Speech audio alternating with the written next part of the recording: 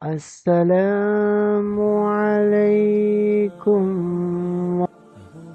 Dear brother and sisters, welcome to our new series where we embark on a journey through the sacred words of our beloved Prophet Muhammad, peace be upon him, as recorded in the Sahih Bukhari.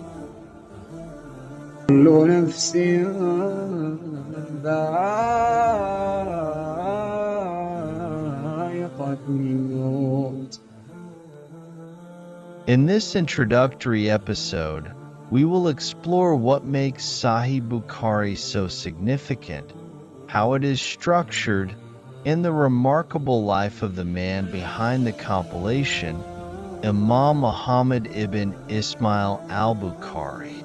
Sahih Bukhari is one of the most authentic collections of hadiths in Islam. Compiled by Imam Bukhari, it is regarded by Sunni Muslims as the most reliable collection of sayings and actions of the Prophet Muhammad, peace be upon him.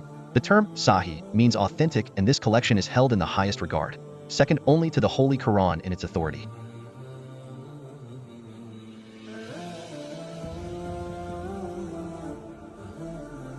Imam Bukhari dedicated his life to gathering, verifying, and compiling these hadiths.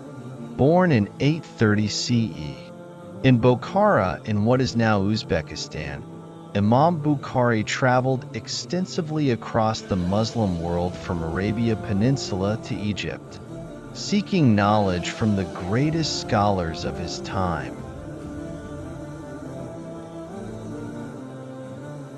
Imam Bukhari dedicated his life to gathering and verifying and compiling these hadiths. He spent 16 years compiling Sahih Bukhari, during which he sifted through over 600,000 hadiths. Through his rigorous methodology, he selected only around 7,275 hadiths, ensuring that each one met the highest standards of authenticity. However, when exclude the repetitions, the number of unique hadiths comes to 2,600.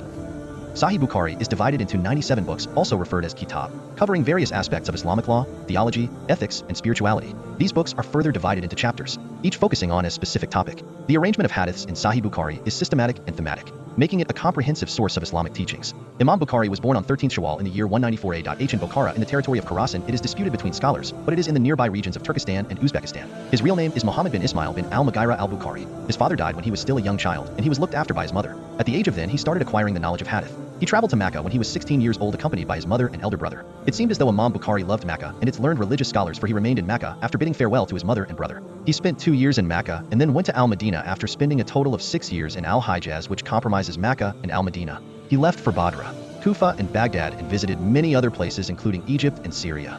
He came to Baghdad on many occasions.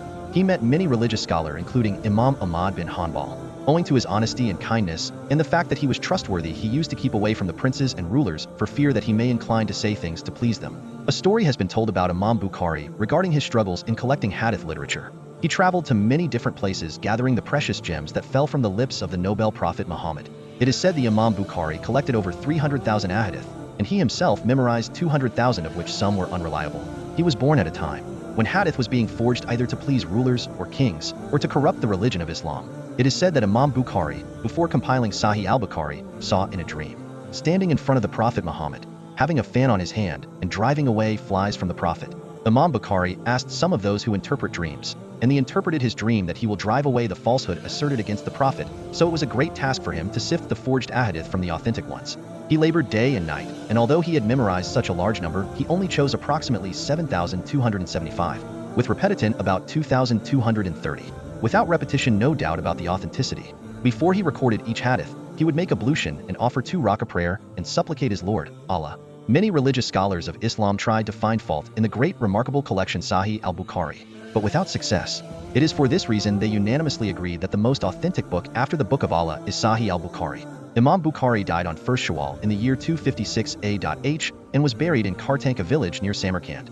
May Allah have mercy on his soul. In this series, we will go through these hadiths one by one, discussing their context, meaning, and relevance to our lives today. Our goal is to not only understand the wisdom on how we can implement the teachings in our daily lives. Imam Bukhari's dedication and commitment to preserve the authentic words of the Prophet Muhammad, peace be upon him, serve as an inspiration for us all. Through this series, we honor his legacy and strive to deepen our understanding of Islam. So let's begin this journey together with the first hadith in episode 1 of the series, where we will discuss its significance and the lessons we can learn from it.